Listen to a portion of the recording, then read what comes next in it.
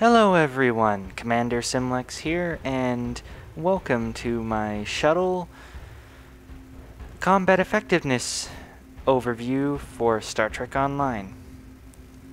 And to start off, we will be reviewing the combat effectiveness of the USS Athos, a fighter type shuttle that is a Peregrine attack fighter. And here are the specs just before we head in. Just pull them up here.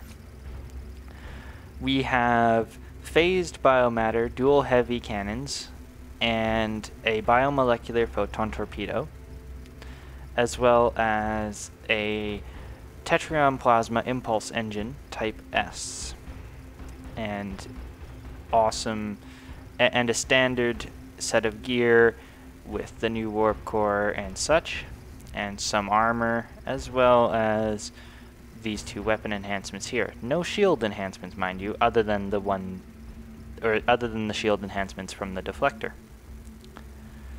Now, as far as abilities go, I have one of my tactical bridge officers in the universal station.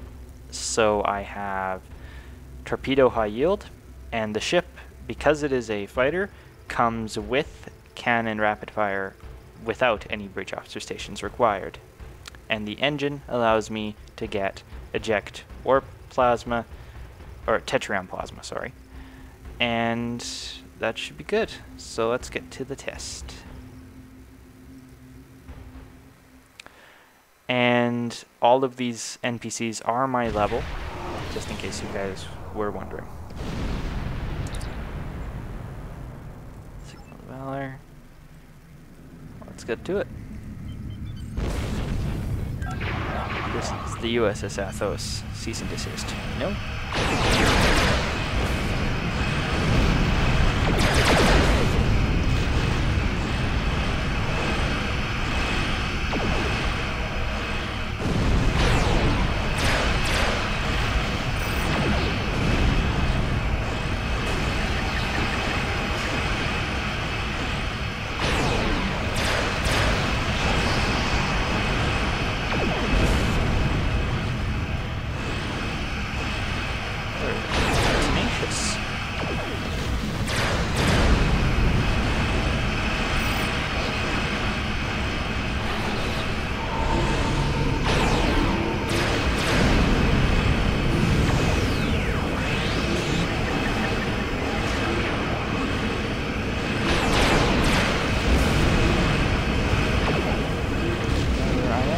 Down.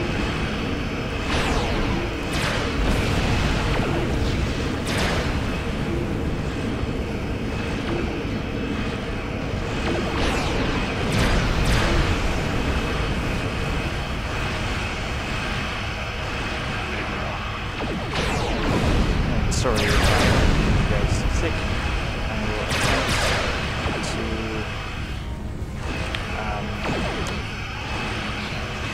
turn more conservatively.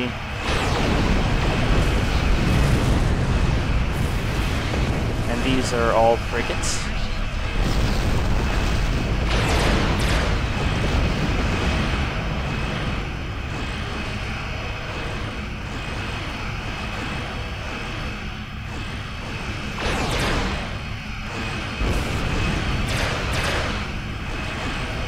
I'll zoom out here so that you can get a view of the size difference between the two. And yet I am winning in this small little fight against these Gorn frigates. A Centaur class cruiser, the USS Valor, being saved by a Peregrine class attack fighter 3 times smaller than the attacker ships.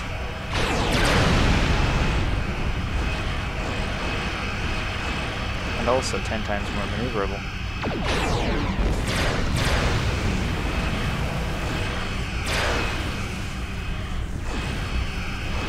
They're also not hitting me as often.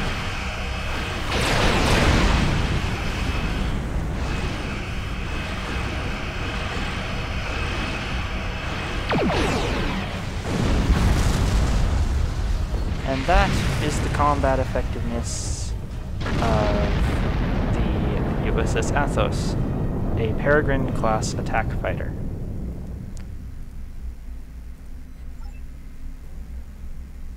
Now let's move on to the runabout type shuttles, and I will be right back.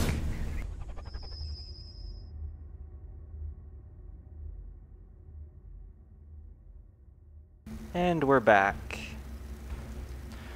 with the USS Gemma, a Delta Flyer class shuttle, a runabout type. Now, runabout types include the Delta Flyer, the Danube class runabout, and the Yellowstone class runabout. Now, just as the specs before I head in, if it would load. Thank you. Now, the Gemma is equipped with dual phaser beam banks, rapid-fire transphasic torpedo launcher, a deflector array that has shield improvements, as well as exotic particle damage and improves holds, confuses, and placates. It has a combat impulse engine with a really high turn rate, or with what? Okay, why is that reading such a low turn rate? Okay, I'll have to sort that out. But anyway, and then it also has a regenerative shield with a rather high cap and regen rate for a shuttle. And then it also has resistances to Polaron and Tetrion as well. And then it also has armor, which resists phaser, disruptor, plasma, and Tetrion, a shield emitter amplifier, which improves the regeneration rate even further than the base stat, and it also has 26.2 phaser damage increase with the phaser relay. So let's get right into the combat effectiveness test for the runabout type.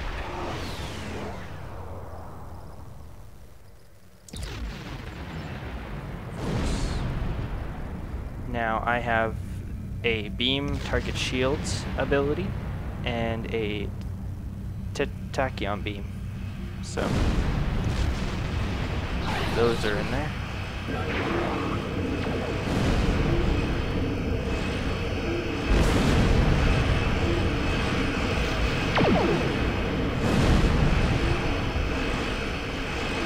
For some reason the sound isn't convenient for the beams. Oh well. That's a bug. Sorry about that, guys. Oh, now it kicks in. And now the torpedo sound is kicking in. Now will it stay? Yes, it will. Thanks.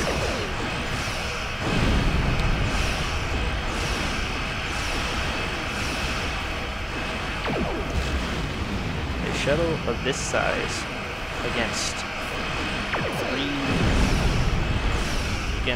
frigates and is winning.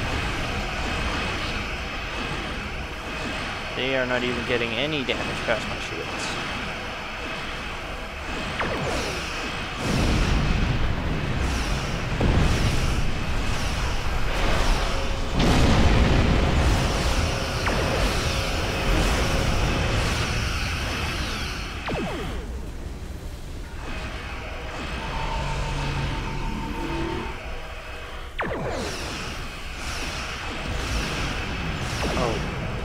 So, just in case you guys were wondering, I do have all my energy shifted to shields at the moment, and on all my ships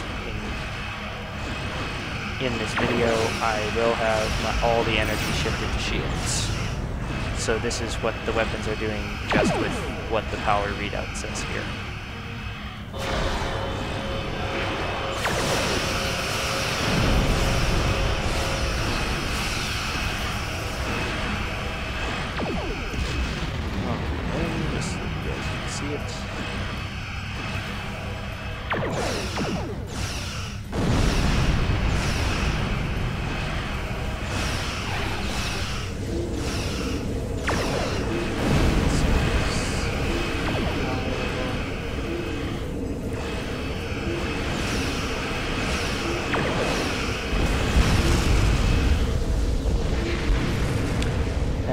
was the combat effectiveness test for the USS Gemma, a runabout type vessel. And I have to say, the Gemma is a Delta Flyer class. So, now on to the standard, just plain shuttles.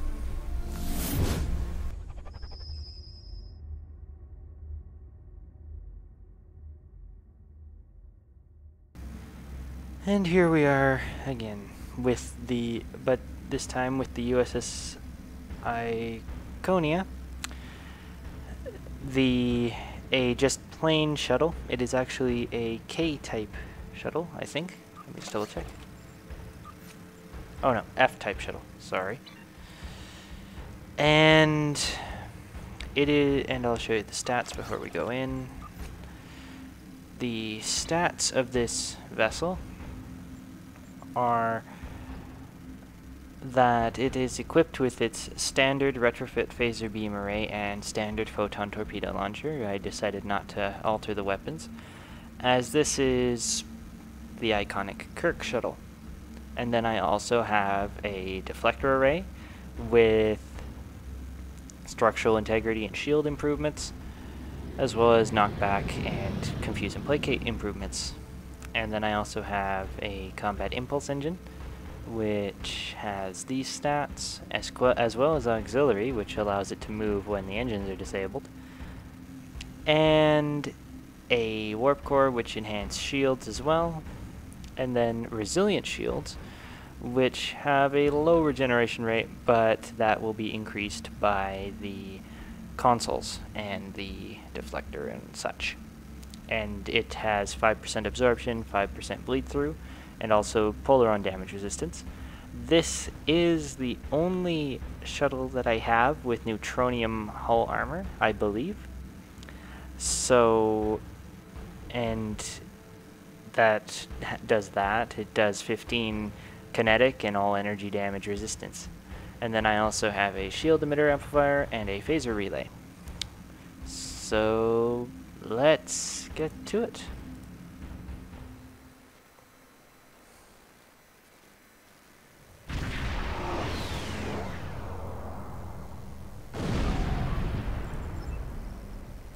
And for abilities, I have my tactical officer, one of my tactical officers in the slot, so I have torpedo high yield.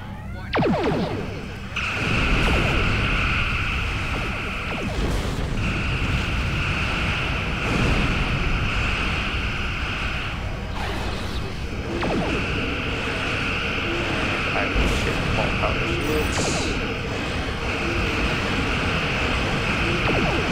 That's much better.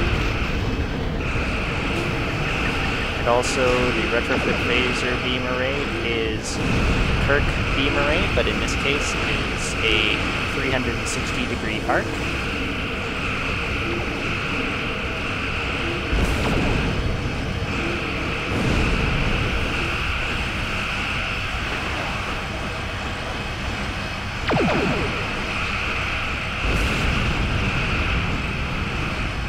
Just put it on automatic. I'll tell my tactical officer to fire that by right-clicking on it, and then my tactical officer will do the targeting as well as, or at least do the firing of the weapon. And I can do the torpedoes.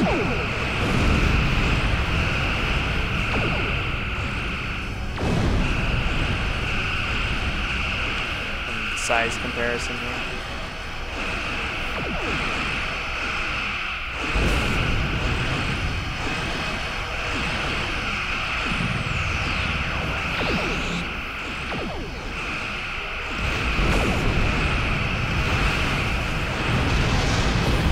And then I have to select a new target, so let's move the camera over here.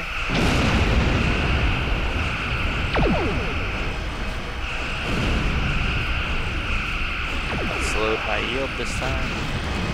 Zoom in. It's a bit too far. There we go, that's better. Let's try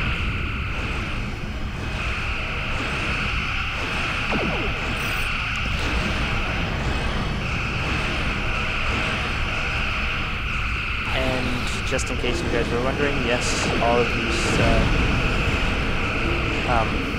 these shuttles are piloted by, or are captained, sorry, by my engineering character.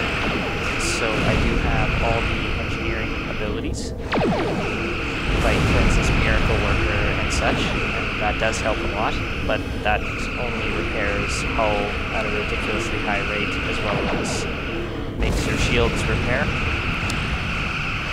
And yes, that might distort things a little, but the same combat effectiveness principle will apply to all shuttles of this type, regardless of the character flying it. The character flying it, of course, will determine the various character-based stats and the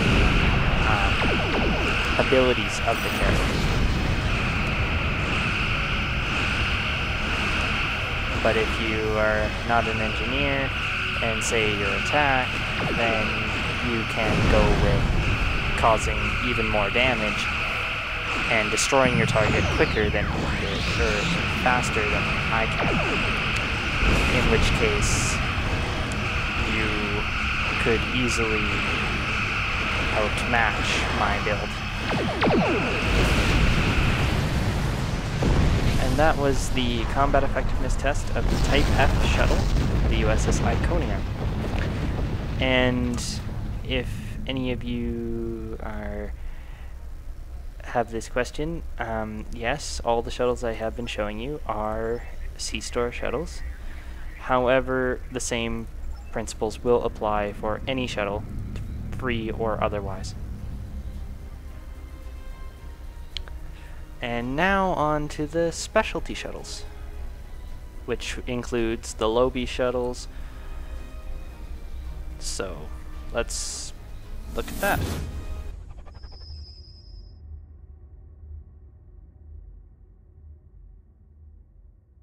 Okay, and here we are with the specialty shuttles. Now, specialty shuttles, as I said before, includes all the Lobi Store ships, or shuttles, more specifically. The time ship Aeon, which is this one right here, the USS Incursion. The Widow Fighter, the Nukefar Ferengi shuttle, as well as others. Now, this shuttle, the specs I shall show you. I also got the entire temporal weapon set, so I have Chronoton Dual Beam Array and a temporal disruption device. And yes, it is a really strong torpedo, but it is also slow and can be shot down, just like a Troy Cobalt torpedo. So that'll sort of even things up. And then I also have the subatomic deflector array, which improves shield healing, shield hit points, shield drain and energy drains, and exotic damage. And it also gives me another attack, which is subatomic disruptor. Now, the subatomic disruptor has one drawback, and that is when you are firing it, you have to be facing the target, so you sort of have to be stationary while you are doing it in order to not overshoot and waste the ability. And then in the case of sets, I have the Aegis set, or at least 2 pieces of it, and I get the energy negation, and also inherently with this set I get the distortion field ability as well. Now, the Aegis set can only be crafted, so yeah, and you can't trade it, or you can trade it, but the only way to get it initially is to craft it. And then I also have the tachyokinetic converter, which does this, improves turn rate immensely, and all sorts of other things. I also have a shield emitter and a warhead yield chamber to further improve this torpedo. Now, in the case of this test, in order to avoid making it seem ridiculously overpowered and sort of nullifying the test, I will not be using the subatomic beam, and I will only be using torpedo high yield and the weapons and the tachyon beam, because I will only be using my bridge officer abilities and my character's abilities, but not the ship's special ability of subatomic disruptor. Now, I could use the temporal inversion field, which is an ability that you get when you have all the pieces of the temporal warfare set, the chronoton beams, the temporal disruption device, and the tachyokinetic converter.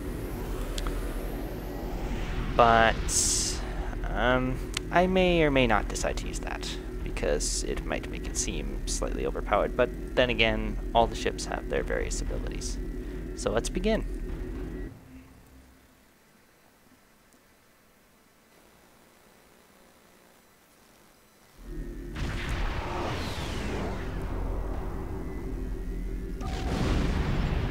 Okay.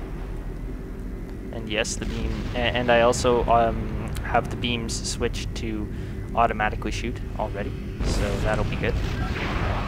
Let's fire.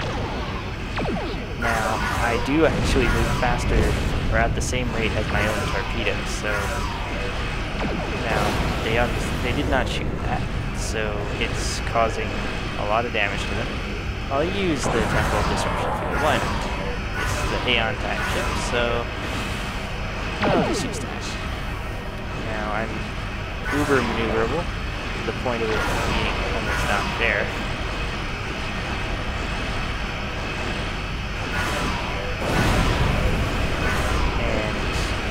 The high-yield temporal disruption device causes a small temporal anomaly at its coordinates and is ridiculously powerful,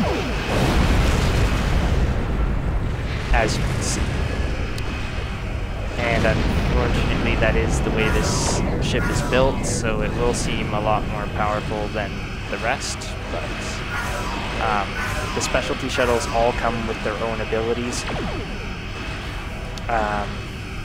And using them will make them seem a lot more powerful than the standard shuttle.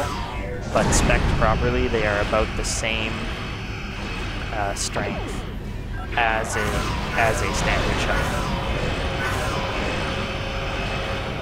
And of course, there is one drawback to the temporal disruption devices, and that is that if you are too close when it explodes, it will cause your ship to take damage as well, due to friendly AoE fire. Now, the high-yield version of this torpedo also causes a small temporal radiation wave that is around it in a radius, and that slows down the target and also makes it harder to hit as it phases in and out of the time continuum. Yeah, that disruption device makes it seem really overpowered. Without it, the ship is basically the standard ship, but with this subatomic disruptor. And that is the test for the USS Incursion, a specialty shuttle from the Lobby store, which I got off the exchange for a ridiculous amount. And I hope you guys enjoyed this video, and thanks for watching, and please leave a like and subscribe, as it will help my channel immensely. And